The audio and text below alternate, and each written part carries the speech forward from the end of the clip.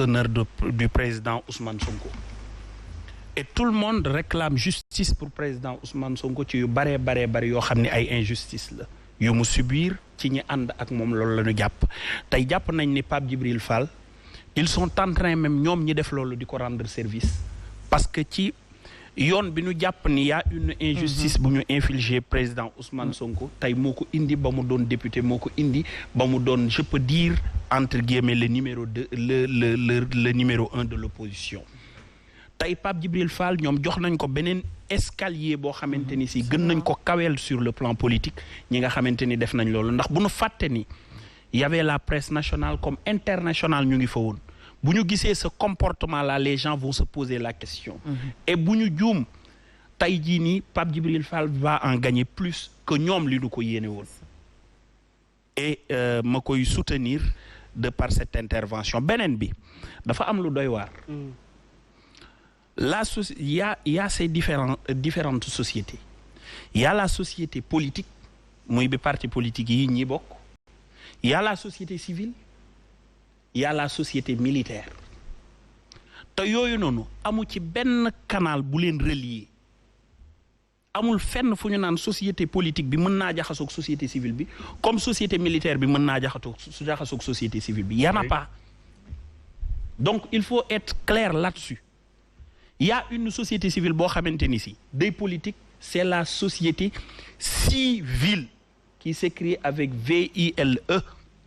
bi nga xam ni mooy doon jotaay bi ñii politique te amuñu mbooloo di laqatu ngir di wone seen wax yu nga xamante ni wax yu ñaaw la ak comportement yu ñaaw. Il y a une société civile qui représente véritablement sénégalais yi nga xam ni bokkuñu ci société militaire bi bokkuñu ci société politique bi. ay citoyens lambda lañu yoo xamante ni si épris de justice tey jii mën naa jàpp ni nii naa ci ñooñu la bokk ñuy taxaw di revendiquer ngir askanu Sénégal li nga xamante ni si mooy seen moomeel mooy seen àq mooy seen yelleef ci beneen partie bi nag dafa am loo xamante ni si munuñ ko nangu ci am réew lii ñu gis ni c'est le mal galopant dans notre pays ci tey jii orientation bi nga xamante ni si c'est une orientation de contre-vertu boo xamante ni si ñu ngi ko jox la jeunesse mu koy épouser te bu ci màggaale mara détaillé on dit la jeunesse parce que nous faisons partie de cette jeunesse effectivement Omar tu as raison nous faisons parfois même injurier insulter et dañu am hauteur taxaw ci benn niveau bi ndax nit boo amee benn métier boo xam ne da nga ko jël jàng ko tarbiye ko di ko exercer da ngay nekk à la hauteur de certaines attaques mais il faut que ça cesse parce que réew bu ñu nee dañu soxla justice dañu soxla tey expression des libertés pour tirer véritablement la sonnette d'alarme sur un soutien qu'on apporte à notre confrère Pape Alé Niang tey jii nii ñu ni dañu war a bàyyi nit ñi ñuy wax seen xalaat ñu jekki saa nit ñëw taxaw bëgg a wax xalaatam yaa xayti ñu ni ko doo ko fi waxe ndax jàpp nañ ne àndoo ak diw yamun ci yëkkati ay xeer di ko sànni ba pare ñoom ñoo ko wax ñoo yëkkati seen kàddu wax loolu noonu je pense que Djibi Gueye Ndiaye a eu raison jël micro bi taxaw ci kaw ni président Ousmane Sonko santu leen ko c'est à ces jeunes là qui se revendiquent de soutenir le président Ousmane Sonko de montrer que le président Ousmane Sonko n'est pas la violence personnifiée n'est pas la terreur que le président Ousmane Sonko n'est pas le dictat de la pensée unique donc li ñu war a doxal mooy tey doon les portes ouvertes pour permettre aux gens véritablement ñuy wax li nga xam ne moom lañ xalaat parce que bu dee lii moo tàmbali di doon le socle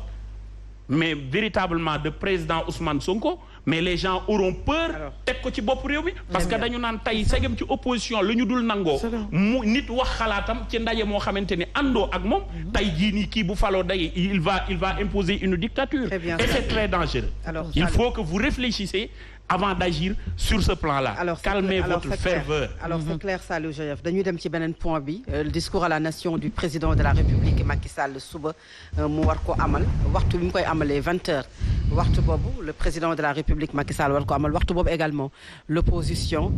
bu ñu ko waxee mooy Yewwi Askan Wi mi ngi wax ne dafay amal concert de casserole boo xamante ne amaloon na ko amalaat ko muy une troisième fois boo xam ne bëgg na ko def aujourd'hui Macky face au concert peut-être de casserole bu opposition bi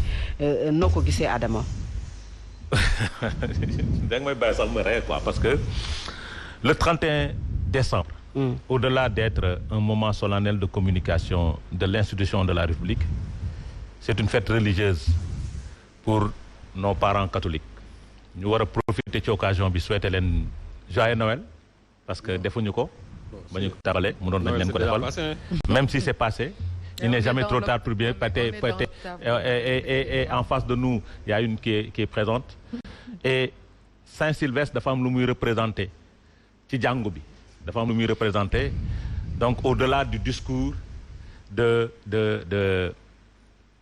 du président de la République parce que bu leen fàtte ni damay ñëw ci concert casserole bi c'était prévu pour le 28 lu tax ñu renvoyé ko dafa tombeek anniversaire u làqu Serigne Saliou Mbacké ñu jox cër jox ormal Serigne bi kilifa gi jox ormal jàngu bi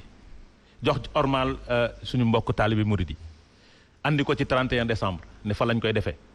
loolu dafa am lu muy wone rek puisque ñun Sénégal dañuy symboliser le dialogue islamo-chrétien yaakaaroon nañ ni bés boobu tamit duñ ci yëkkati parce que dama dégg ay kàddu yu ci jóg suñu mbokk catholique yi nee nañ aussi bu fi dugal affaire déet fa la tombé nag fa la tombé quand même non fa la tombé je ne pense pas que vous faites de la politique aussi parce que cette question-là ne concerne pas la société civile alors mais elle a son mot à dire elle a son mot à dire oui et ce que je veux dire j'ai entendu des voix s'élever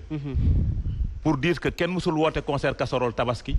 kenn musul woote concert casserole mais Adama est-ce que bu ñu duggee foofu aussi non dañuy waxtaan rek dig ma bàyyi nag ma développer kenn musul woote wala mu déglu rek nekk dîner et que c'est très sensible aussi xam nga tax chez moi est-ce que du indi sama biir kër muy sama soxna di sama taaw bu jigéen bokkuñu diine moment boobu moment de prière la pour ñoom c'est un moment important pour elle donc su ma neexee man ma taxawee taxawaay boobu au-delà d'être un moment solennel de communication du chef de l'État parce que ñaari moment yu solennel le président de la République am dans la vie d'une république muy le 31 décembre ak le 3 avril ñaari moment yu solennel yooyu luy wane ni c'est des moments solennels de communication on demande à tous les médias de synchroniser cette communication parce que c'est le père de la nation, le président de la République, le chef de l'État qui parle à sa population. wax ak ñoom surtout que bii pas dafa tombé mu def 1 an à la tête de la ci mu def 1 an am lu mu waxoon ca 31 décembre bee passé war a def l'évaluation de son discours si prospection yi mu defoon wala def leneen proposition maintenant nag am na loo xamante ni ñun en tant qu'acteur politique et en tant que citoyen sénégalais ñu koy xaar suñu jiitum réew ñu ngi ko ciy xaar parce que dañu bokk ci ay secteurs dañ ko ciy xaar bëgg nañ mu wax ci rapport bi c'est important parce que c'est un moment de communication bëgg nañ mu wax ci jàng bi bëgg nañ mu wax ci santé bi bëgg nañ mu wax ci mbay mi dans son ensemble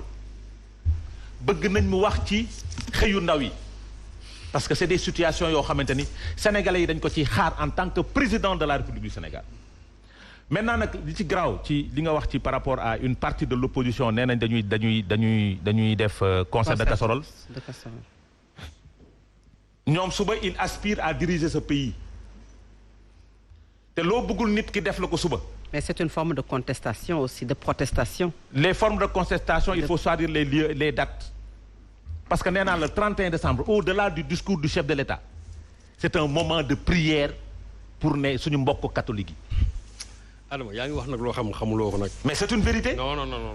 ah c'est un moment de prière. non waxal loo xam waaye. c'est un moment important pour nos parents catholiques. non bàyyi loolu waaye tamit. parce que nag yaakaar naa ni. faut sortir de ce jeu religieux. non j'ai dit yaakaar naa ni Serigne Saliou di nga ma bàyyi ma wax. parce que le débat c'est pas maag yow. mais toi aussi. et je ne pense pas que j'ai dit je ne pense pas que toogaloo fi opposition bu Sénégal. non il faut su nekkee da nga fi toogal opposition. déglu baax li ma la dama ne oui mais laisse-le déglu baax li ma la dama ne. non mais laisse-le terminer. Serigne Saliou su nekkee da nga fay toog da nga toogee beneen casquette. maam comportement beneen ak yow. mais man ban casquette. non j'ai dit je ne pense pas. je ne pense pas. mais laisse-le terminer mais lan moo ko def fête religieuse. j'ai dit Saint-Sylvestre la. waaw lan moo ko def Saint-Sylvestre c'est qui. c'était un pape. waaw c'est important pour les suñu mbokk catholiques yi.